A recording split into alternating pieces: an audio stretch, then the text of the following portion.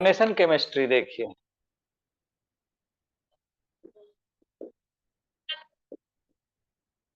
Coordination chemistry में हम वही सब क्वेश्चन करेंगे अभी जो पेपर में आएगा, पक्का ही आएगा, वही करेंगे। आप में से ज्यादातर बच्चों को आता भी होगा। कोऑर्डिनेशन में सबसे इंपॉर्टेंट क्वेश्चन है कि आपको आईयूपैक नेमिंग आएगा। अब आईयूपैक नेमिंग में आपको पता है कि जैसे CONH3 होल 6 और मान लीजिए होल 2 और SO4 होल 3, इसका नाम पूछ देगा।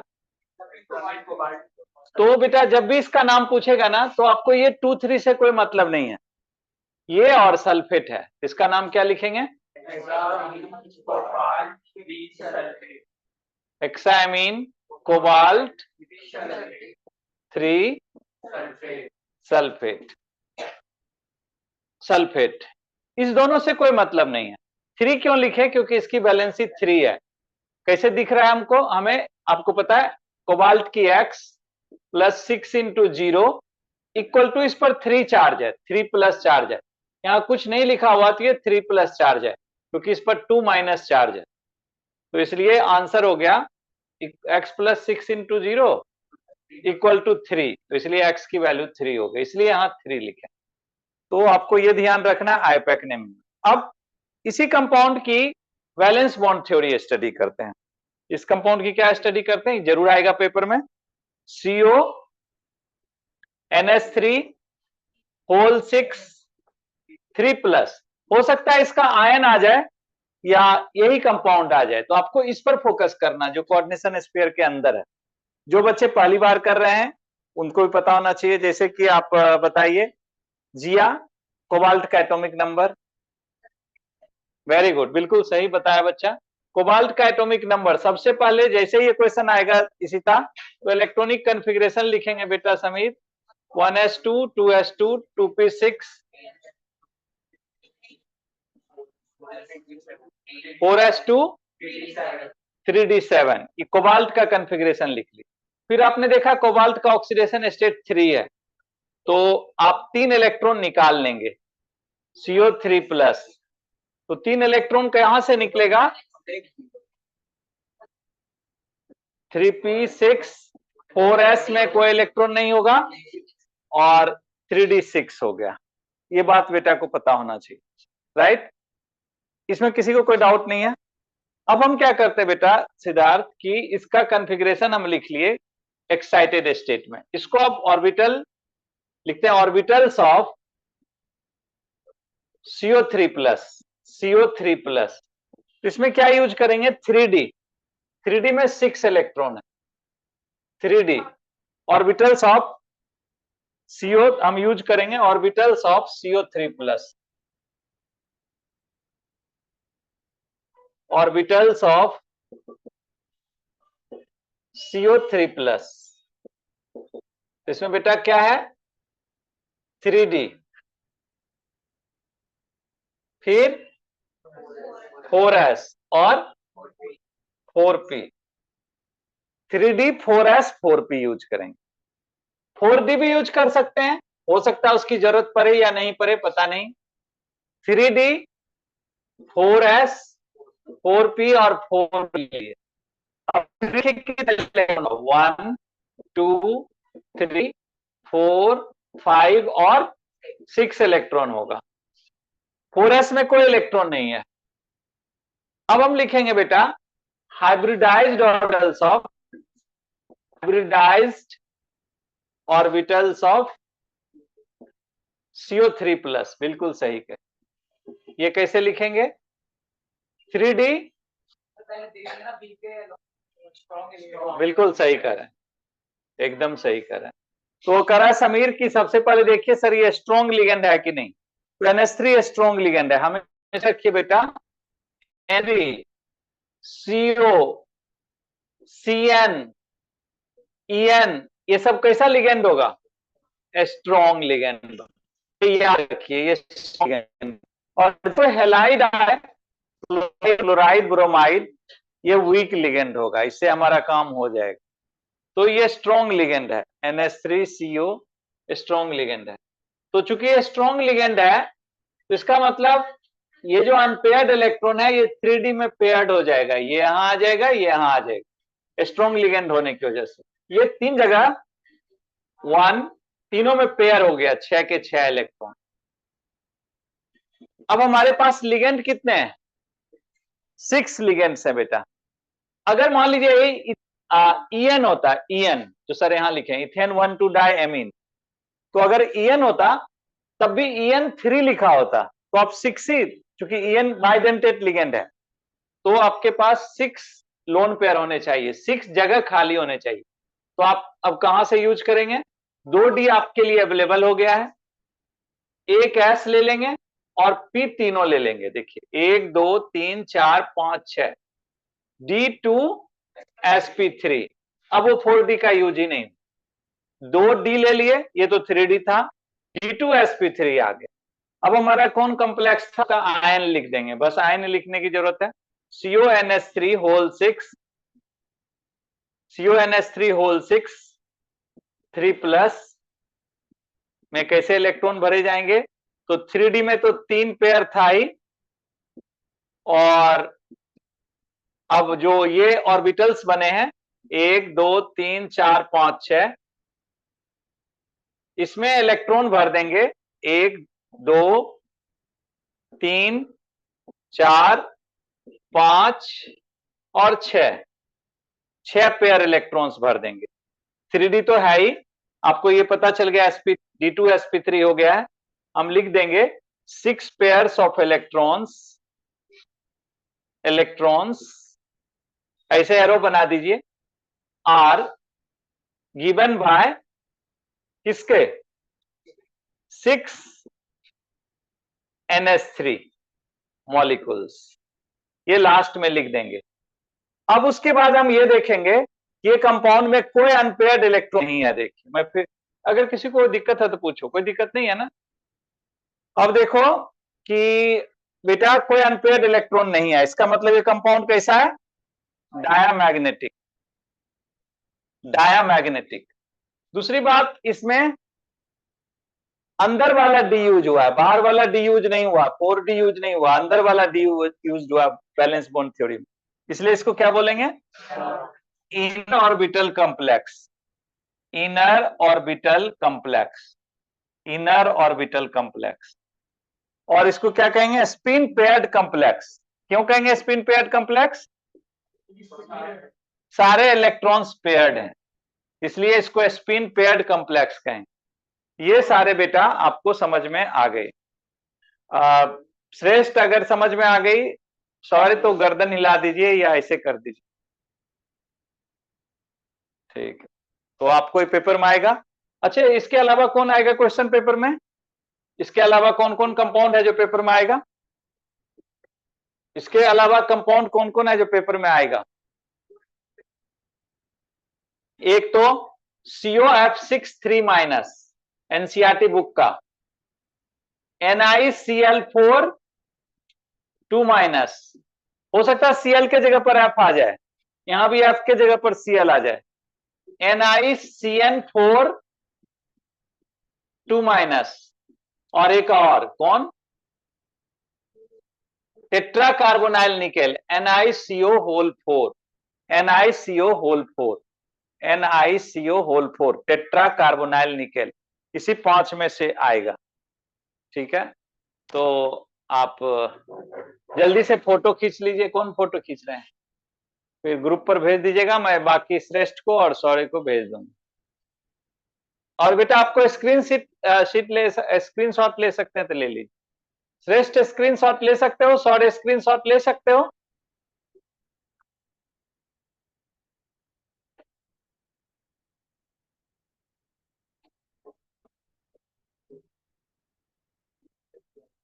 तो बेटा ये पेपर में 100% आएगा, नहीं आने का कोई सवाल ही नहीं है कि नहीं आए।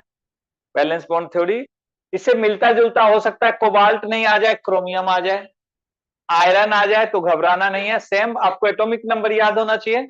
एटॉमिक नंबर सबका याद है आपको? आपको याद है? सुना सकते हैं क्या? स्कैंडियम से शुरू करिए। हाँ सुनाइए।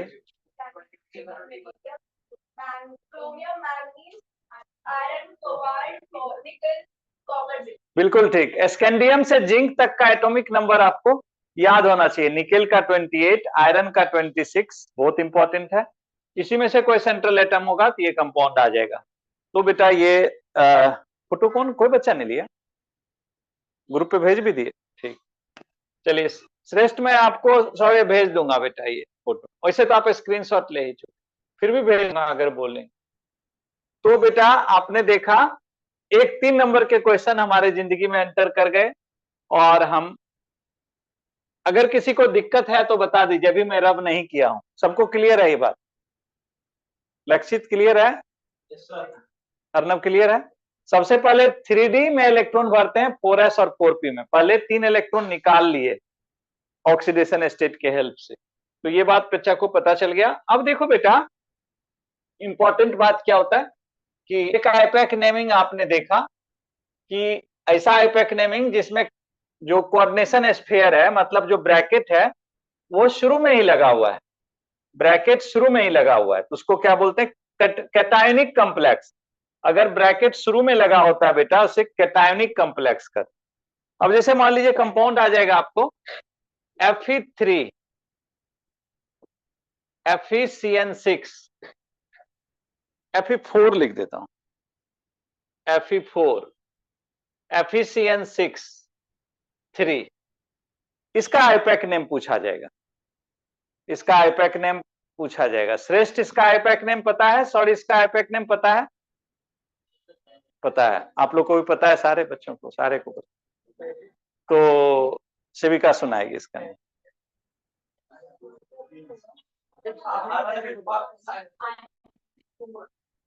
देखो जो बेटा ये आयरन बाहर है ना, उसको इससे कोई मतलब नहीं है, वो आयरन ही है। उसको फेरस या फेरिक नहीं बोलेंगे, आयरन। और उसकी वैलेंसी ये है, इसकी वैलेंसी ये है। तो आयरन 3 तो लिख ही देंगे, उसके बाद कुछ सोचेंगे। अब इसका नाम लिखेंगे और इसकी वैलेंसी ये है 4 माइनस, ये 3 प्लस था। देखो ये अगर ब्रेक करेंगे ये Fe3 प्लस था ये वाला, और ये क्या है देखते हैं, FeCN6 4 माइनस है, 4 माइनस, FeCN6 4 माइनस है, 4 माइनस चार्ज है इस पर। तो इसका भी ऑक्सीडेशन स्टेट निकाल लेंगे हम। तो क्या होगा बेटा बोलिए? तो इसका नाम होगा हेक्सा साइनाइडो फेरेट।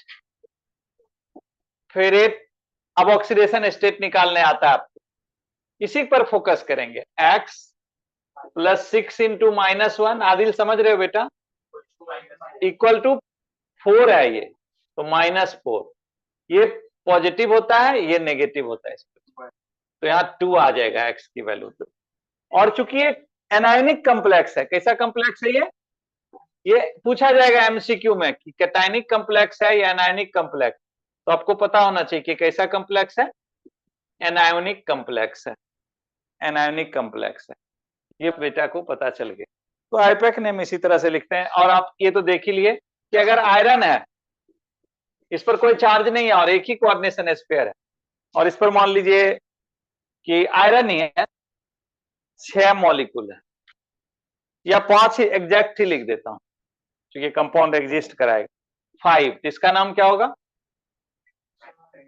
पेंटा कार्बोनाइल। इसमें फेरेट वगैरह नहीं लिखेंगे, कोई गैप भी नहीं लिखेंगे, गैप हो गया तो ये गलत हो गया। आयरन एक ही वर्ड है, आयरन। और ऑक्सीडेशन स्टेट क्या हो जाएगा? 0, बिल्कुल सही, क्योंकि इस पर कोई कार्बोनाइल पर कोई चार्ज नहीं होता है। x plus 5 into 0 equal to 0। तो ये सब आप पढ़े हुए हैं। आईपैक नेम आपको पता चल गया, वैलेंस बॉन्ड थ्योरी पता चल गया, इसमें कोई डाउट नहीं है। अब आती है बात बेटा, उससे पहले बैलेंस बॉन्ड थ्योरी के बाद थोड़ा हम 5 मिनट टाइम आइसोमेरिज्म पर बिता देते। आइसोमेरिज्म, आइसोमेरिज्म में एग्जाम्पल सिद्धार्थ आप बता जाइए, इस बच्चे को आइसोमेरिज्म पर मास्टरी है, एग्जाम्पल दीजिए। पहले स्ट्रक्चरल आइसोमर्स में आयनाइजेशन आइसोमेरिज्म का एग्जांपल दे दी।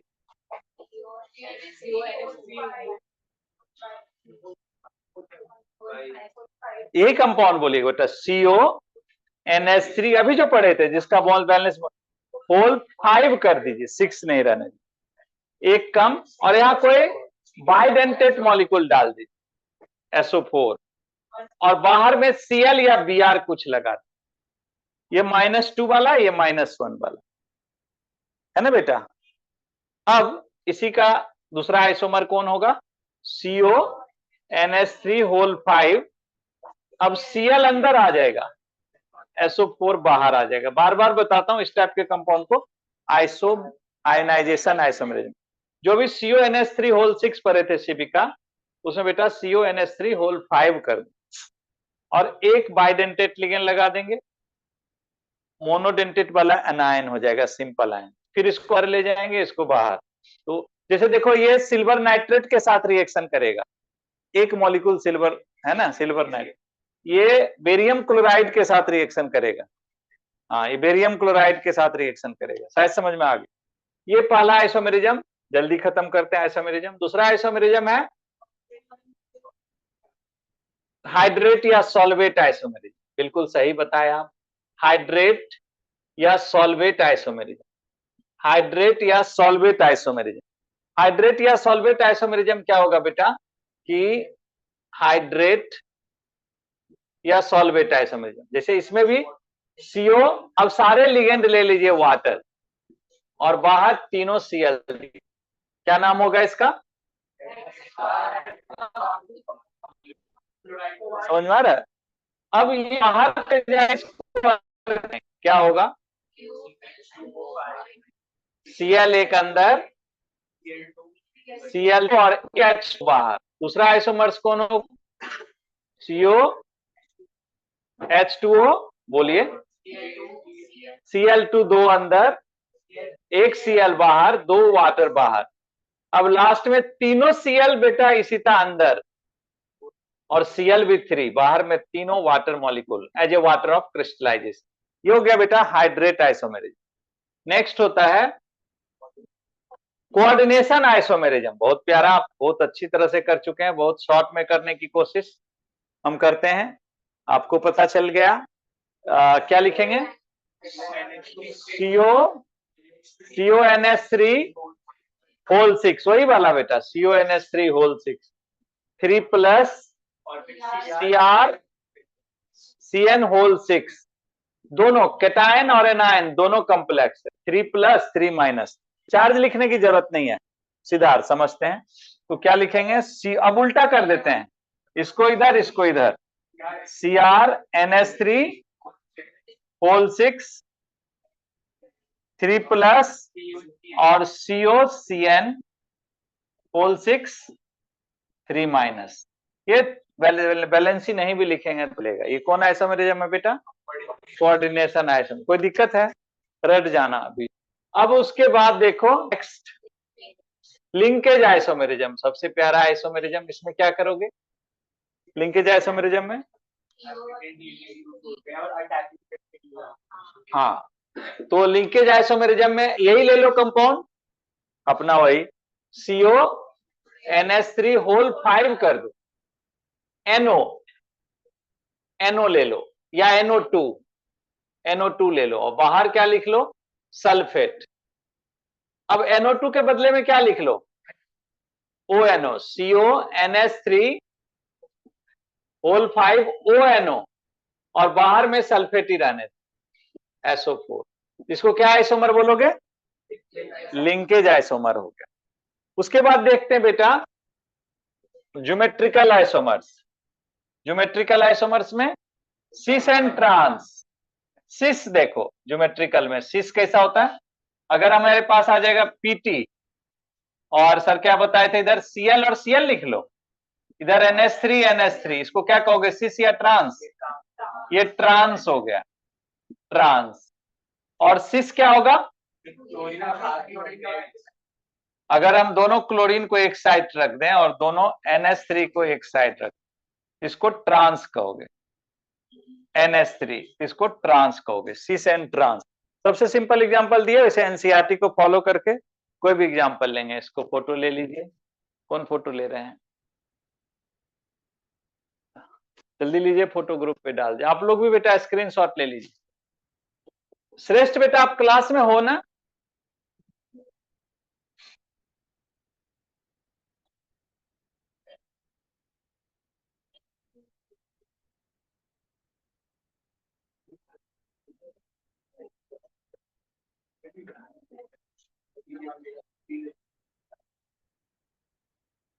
अगर क्लियर हो गया तो बेटा थम्स अप कर दीजिए। ठीक है, श्रेष्ठ आप भी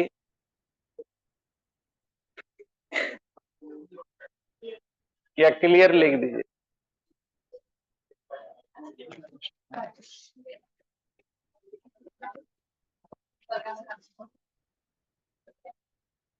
रब कर दूं? इशिता ले लिए फोटो? अब बेटा इसमें किसी को डाउट तो आइसोमेरिज्म में देखे। अब क्या होता है बेटा, एक देखो कल एक नीट वाले बच्चों को क्वेश्चन दिए थे कि ऑप्टिकल आइसोमर्स, ऑप्टिकल आइसोमर्स वो क्या होता है ऑप्टिकल आइसोमर्स? तो ऑप्टिकल आइसोमर्स में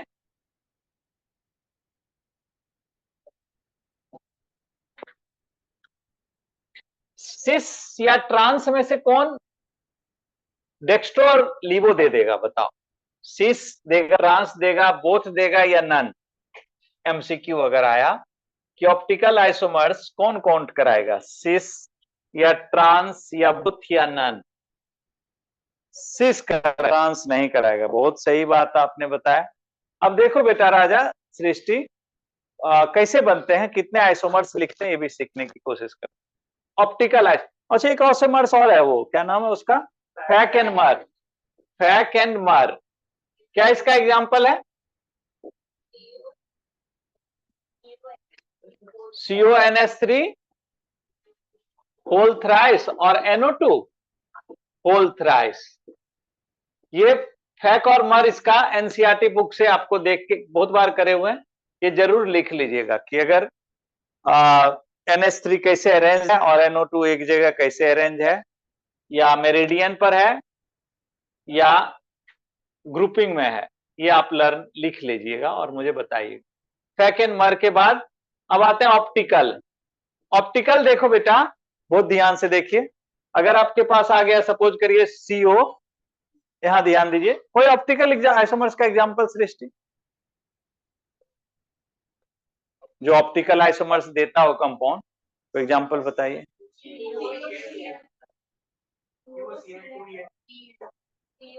नहीं बोल रहा है कोई, नहीं सुनाई नहीं दिया। COCl, COCl2, EN2 और चार्ज, चार्ज कितना?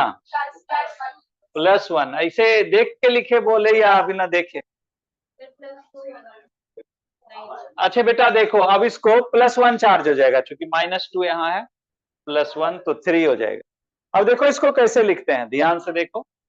एक तो ऐसे लिखेंगे बेटा CO, कोबाल्ट लिख दिए, इसके ऊपर नीचे Cl, Cl, ट्रांस पहले लिख रहा हूं।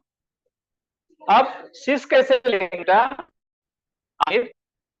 ये 6 बॉन्ड बना, 3 4 5 6, जितने बॉन्ड होते हैं उतने कोऑर्डिनेशन नंबर होते हैं, 6 कोऑर्डिनेशन। अब EN लगा देते हैं, EN ऐसे लगा दिए, यहां भी EN लगा दिए, इसको कहेंगे बेटा, और इस पर प्लस चार्ज है, इसको कहेंगे ट्रांस। ये ट्रांस हो गया, ट्रांस।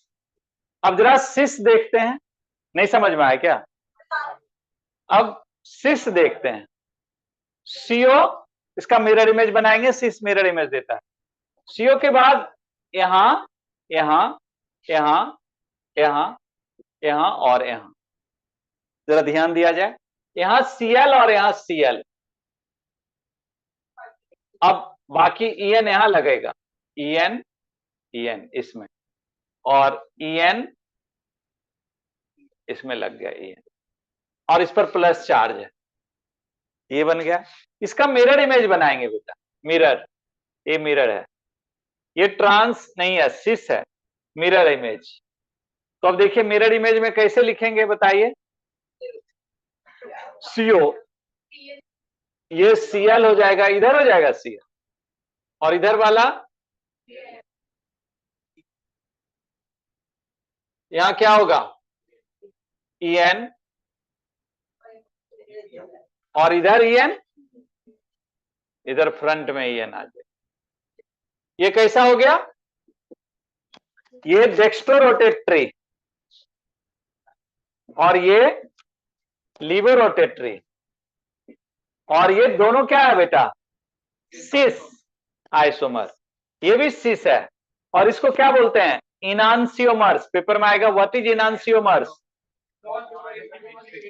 क्या लिखेंगे, non super imposable mirror images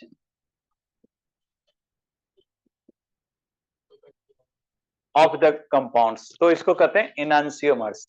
ये दोनों इनांसियोमर्स आ गया। इस तरह से सारे आइसोमर्स भी कंप्लीट हो गए। इतना का एग्जाम्पल बेटा आज ही लर्न कर लेना, परसों ही पेपर है शायद, तो ज्यादा फायदा हो जाएगा। लिख लीजिए, बहुत खुशी की बात है। सॉरी, फोटो ले लीजिए, दिख रहा है ना फोटो।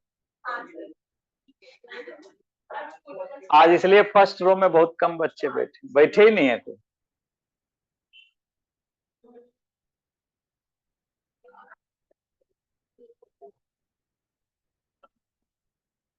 तो फोटो ले लिए आप, स्क्रीनशॉट ले लिए शौर्या, श्रेष्ठ, बहुत अच्छा।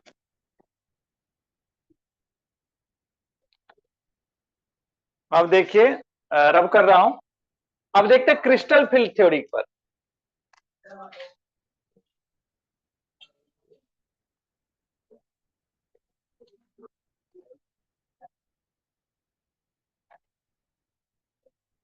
बेटा एक दो बात और बता देता हूं, बहुत ध्यान से सुन लो। एक आपको पूछा जाएगा क्वेश्चन, छोटे छोटे में हो सकता है बेटा, यहां ध्यान दीजिए विदुषी, कि एक पूछा जाएगा कि आपके पास difference between coordination compound and double salt. तो 3 डबल सॉल्ट का, डबल सॉल्ट ऑन हाइड्रोलाइसिस और in aqueous state give simple ions. Double salt कौन कौन होते हैं, पोटास एलम, क्या होता है formula, K2SO4 Al2 SO4 whole thrice into, और दूसरा मोर्स सॉल्ट। मोर्स सॉल्ट क्या होता है, FeS4 इंटू 6H2, और एक कार्नालाइट। कार्नालाइट क्या होता है आमिर, कार्नालाइट होता है बेटा, कार्नालाइट KC पोटेशियम का सॉल्ट है, इंटू MgCl, 3 ही सॉल्ट है बेटा, ये लर्न कर लीजिए, into 6H, calcium, potassium chloride, magnesium chloride, hexahydrate, carnallite. ठीक है, याद रहेगा। ये तीनों डबल सॉल्ट क्यों है बेटा आदिल, क्योंकि it gives simple ions in the solution, जबकि कोऑर्डिनेशन कंपाउंड का एग्जांपल अभी दो देखे थे, दैट गिव्स एटलीस्ट वन, सिर्फ कॉम्प्लेक्स आयन नहीं बोलेगा, एटलीस्ट वन कॉम्प्लेक्स आयन। अभी जितना एग्जांपल लिए थे आइसोमेरिज में, वो सारे एग्जांपल्स हैं कोऑर्डिनेशन कंपाउंड। तो it gives simple ions, double salt gives simple ions, simple ions. Coordination compound gives, बता दीजिए, at least one complex ion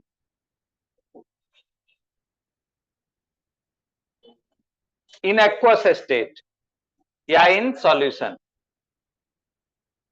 तो ये डबल सॉल्ट। नेक्स्ट आता है बेटा बहुत इंपॉर्टेंट, और बहुत इंपॉर्टेंट है वेर्नर थ्योरी। क्या आता है बेटा, वेर्नर थ्योरी। वर्नर थ्योरी ध्यान से एनसीईआरटी वाला लर्न लेंगे। पहला वर्नर थ्योरी में लर्न करेंगे there are two types of valencies. Yes, there are two types of linkages associated with coordination compound: primary linkage and secondary linkage. Primary linkage and secondary linkage. Primary linkage are ionizable, secondary linkage are non-ionizable.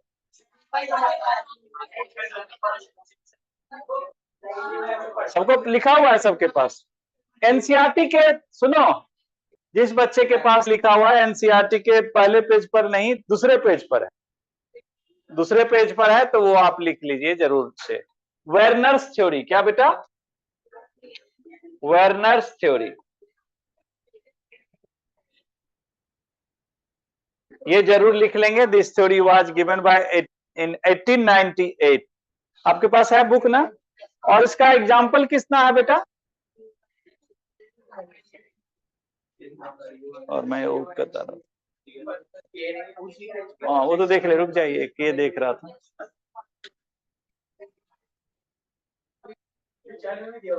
हाँ, एक आपसे पूछा जाएगा बेटा, homoleptic and hetero, बेटा सुनो, homoleptic and heteroleptic compounds, coordination compound.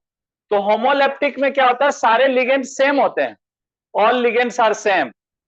Heteroleptic में जैसे देखो बेटा आदिल, CONH3 होल 6, सारे लिगेंड एक जैसे हैं, तो इसको कहेंगे होमोलेप्टिक, सारे लिगेंड NH3 एमीन है। लेकिन अगर सपोज करें लिगेंड अलग अलग हो जाएगा तो उसको कहेंगे हेट्रोलेप्टिक, ये होमोलेप्टिक होगा। अब अगर बेटा एक लिगेंड को भी अगर हम बदल दें, मान लीजिए CONH3 होल 6 ना लिख के होल 5 कर दें, एक वाटर डाल दें, बाहर वही रखें, एक न्यूट्रल लिगेंड डाल दीजिए, तो ये हेट्रोलेप्टिक हो गया। क्या हो गया बेटा? हेट्रोलेप्टिक हो गया। ये भी बात आपको पता चल।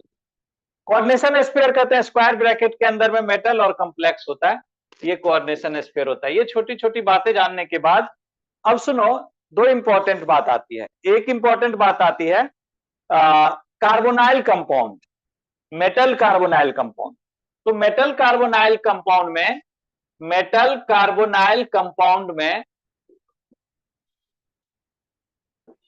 सिनर्जिक बॉन्डिंग होती है। क्या होती है? Synergic bonding. जैसे कि NiCO होल 4, NiCO होल 4, तुम्हें बेटा बात नहीं करो, NiCO होल 4 आपको पता है कि इसका हाइब्रिडाइजेशन क्या होता है? sp3। तो इसमें क्या होता है बेटा NiCO होल 4 में? ये मेटल कार्बोनाइल कंपाउंड है कि मेटल लिगेंड जो है अपना इलेक्ट्रॉन्स मेटल को देता है उसके ऑर्बिटल में। Ligands gives lone pair of electrons to metal in its d orbitals. In return metal ligand को, मतलब कार्बोनाइल को, उसके एंटी बॉन्डिंग पाई ऑर्बिटल में रिटर्न इलेक्ट्रॉन देगा। तो दोनों तरफ से बॉन्डिंग होती है, इसलिए इसको क्या कहते हैं? Synergic bonding. क्या कहते हैं बेटा? Synergic bonding. ये मेटल कार्बोनाइल कॉम्प्लेक्स बहुत इंपॉर्टेंट है, तो ये आपको पता होना चाहिए, मेटल कार्बोनाइल कॉम्प्लेक्स। अब हम सीखते हैं बेटा क्रिस्टल फील्ड थ्योरी। इसका एक बार फोटो ले लीजिए, ले लिए फोटो तो मैं जल्दी से। अब हम करेंगे क्रिस्टल फील्ड थ्योरी। आपको पता है क्रिस्टल फील्ड थ्योरी क्या होता है? किसी को याद है? क्रिस्टल फील्ड थ्योरी और उसका कॉन्फ़िगरेशन कितना आसान, बहुत बार कर चुके हैं।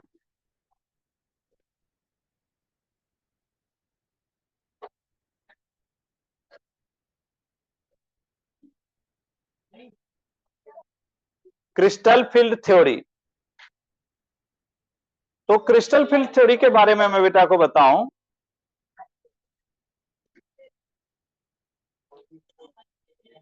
देखो वैलेंस बॉन्ड थ्योरी, अच्छा ये भी ध्यान रखना, वैलेंस बॉन्ड थ्योरी का ड्रॉबैक क्या क्या है,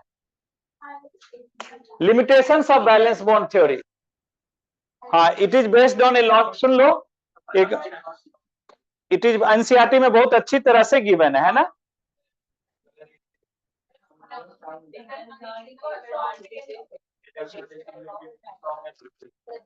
बहुत अच्छा, बहुत अच्छा।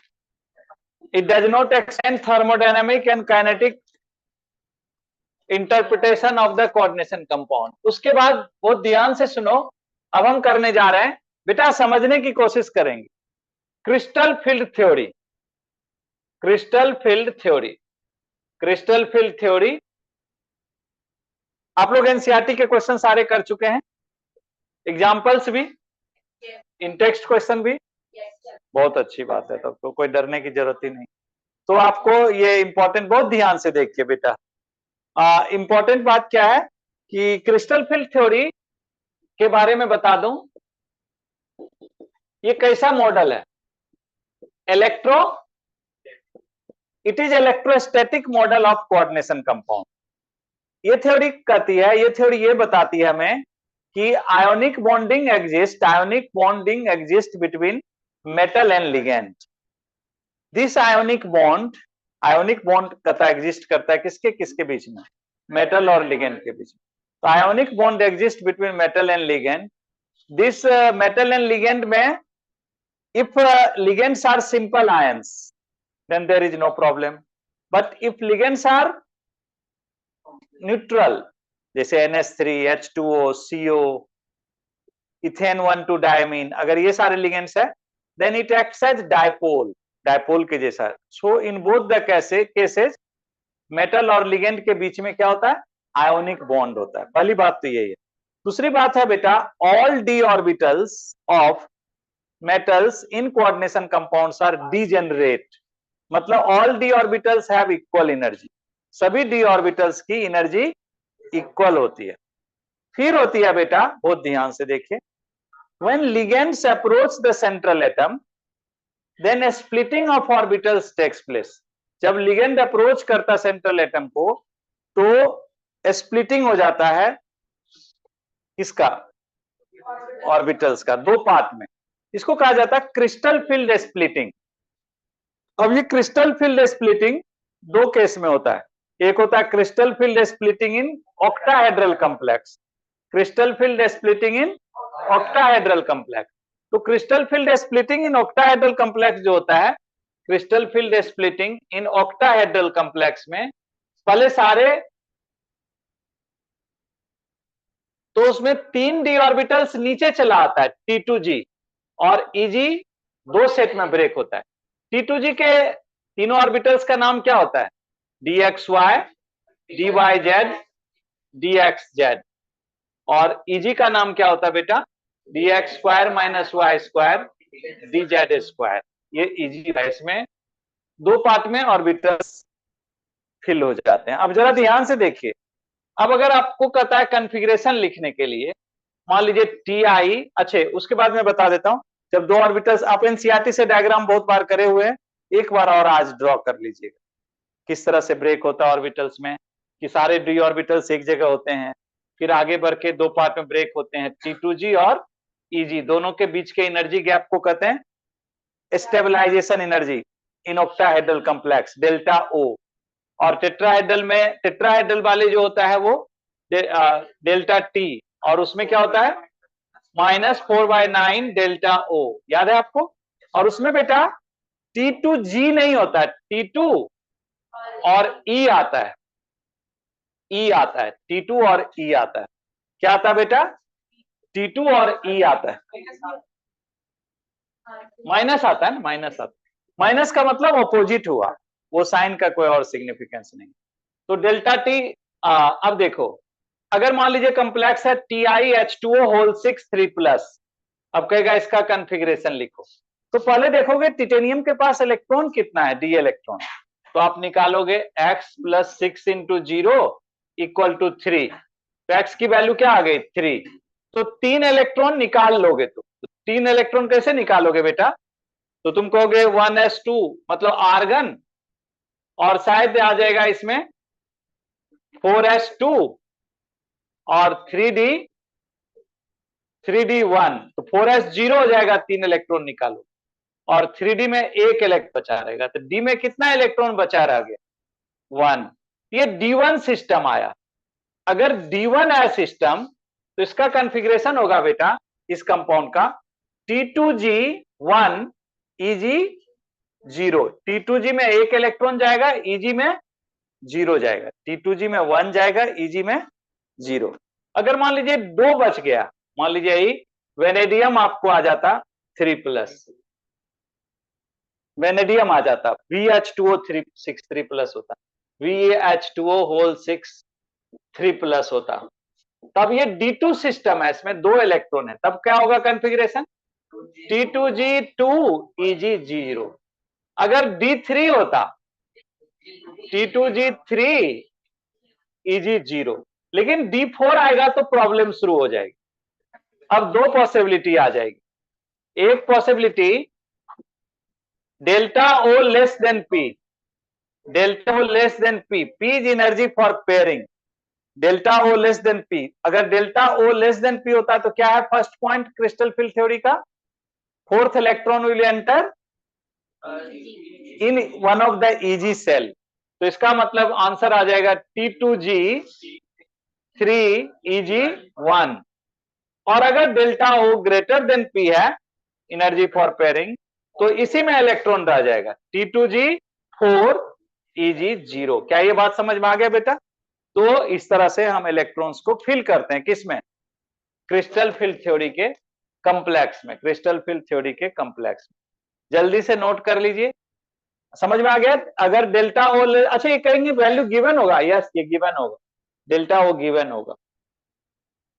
जब आप टेट्राहेड्रल कॉम्प्लेक्स लिखेंगे तो T2G नहीं लिखेंगे, Eg लिखेंगे। आप एक बार एनसीईआरटी देख के डायग्राम ड्रॉ कर लीजिए। यस बिल्कुल, स्ट्रॉन्ग फील्ड लिगेंड और वीक फील्ड लिगेंड से ही स्पेक्ट्रोकेमिकल सीरीज लर्न कर लेंगे, वो आपको लर्न भी होगा कुछ बच्चों। जिसको नहीं लर्न है वो याद रखिए कि CO, CN, NH3 ये सारे स्ट्रॉन्ग होते हैं, हेलाइड्स वीक होते हैं बहुत, इतना कम से कम याद रखिए, कल ही परसों तो पेपर। तो जल्दी लिख लीजिए, एक बार डायग्राम ड्रॉ कर लीजिए, जल्दी से कर लीजिए, फिर हम आगे क्वेश्चन करें। बेटा सॉरी समझ में आया crystal field theory? Very good, diagram जरूर लर्न कर लीजिएगा। अच्छा कोऑर्डिनेशन कंपाउंड हो या डी ब्लॉक हो, बेटा सुनो, अगर कोई पूछेगा कोऑर्डिनेशन कंपाउंड या डी ब्लॉक में कि कोई कंपाउंड कलर कैसे होता है, because of D transition, because of D transition. और कलर कॉम्बिनेशन भी याद रखिए कि अगर कोई कंपाउंड येलो कलर एब्जॉर्ब करता है तो कलर हमें दिखेगा कैसे, वायलेट दिखेगा। अगर ब्लू ग्रीन एब्जॉर्ब करता है तो कैसा दिखेगा, रेड। अगर ब्लू एब्जॉर्ब करता है तो येलो ऑरेंज। अगर अल्ट्रा वायलेट एब्जॉर्ब करता है तो पेल येलो। अगर रेड एब्जॉर्ब करता है तो ब्लू, और अगर ब्लू ग्रीन एब्जॉर्ब करता है तो वायलेट कलर हमें दिखेगा। ब्लू ग्रीन एब्जॉर्ब करता है तो वायलेट कलर दिखेगा। ये बेटा आप एकदम लर्न रखिए कि कलर का एब्जॉर्प्शन कैसे होता है, याद रहेगा। सबसे इंपॉर्टेंट आप ये याद रखिए कि अगर रेड एब्जॉर्ब करेगा तो ब्लू आएगा। रेड एब्जॉर्ब अगर करेगा आपका कंपाउंड, मतलब ये क्या होता है कि लोअर डी ऑर्बिटल से, बेटा समझो डी ट्रांजिशन क्या होता है, लोअर डी ऑर्बिटल से इलेक्ट्रॉन हायर डी ऑर्बिटल में जाता है, तो जब ये एनर्जी रिलीज करता है वही कलर हमें दिखता है। तो अगर रेड एब्जॉर्ब करेगा तो क्या दिखेगा, ब्लू दिखेगा, ये याद रखिए। इसको क्या कहते हैं, डी ट्रांजिशन। ये कलर लर्न नहीं रखेंगे तो आपको दिक्कत होगी। अच्छा जिंक के जितने कंपाउंड होते हैं वो व्हाइट होते हैं। जिंक के कंपाउंड कैसे होते हैं, क्यों क्यों, फुल्ली फिल्ड डी ऑर्बिटल है, there is no possibility of D transition.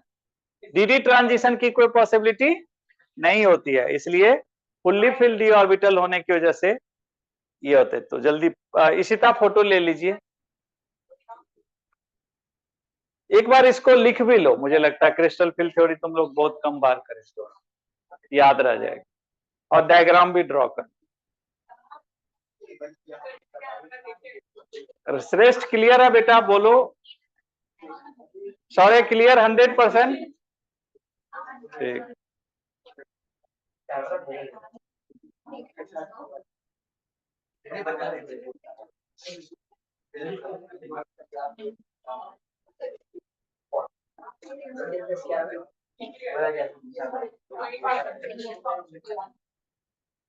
तो एक क्वेश्चन करने के लिए दूं आपको? बेटा बात नहीं करिए, क्या हुआ, प्रॉब्लम हो गई?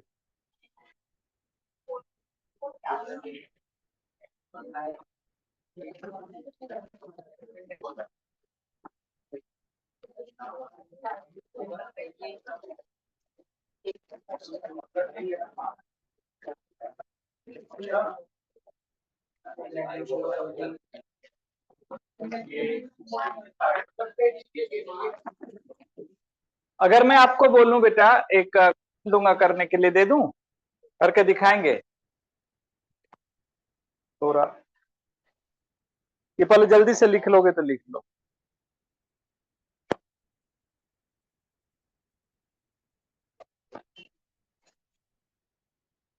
वैलेंस बॉन्ड थ्योरी में एक क्वेश्चन बहुत इंपॉर्टेंट है।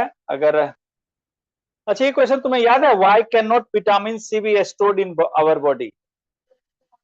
वाह वाह, बहुत ही अच्छा। विटामिन सी का नाम क्या है? विटामिन सारे याद कर लियो। अच्छा, जो विटामिन होता है किसका विटामिन B12 किस मेटल का कॉम्प्लेक्स होता है? Very good cobalt.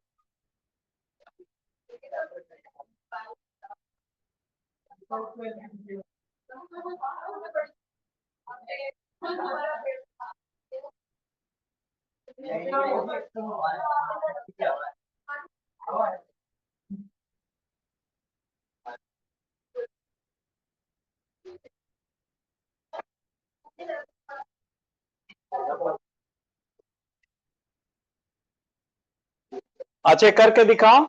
Hexa aqua iron 2, hexa aqua iron 2 का हाइब्रिडाइजेशन। हेक्सा एक्वा आयरन 2, और ये डायमैग्नेटिक होगा या paramagnetic? Hexa aqua iron 2, hexa aqua iron 2, ये सब रब कर रहा हूं। Hexa aqua iron 2।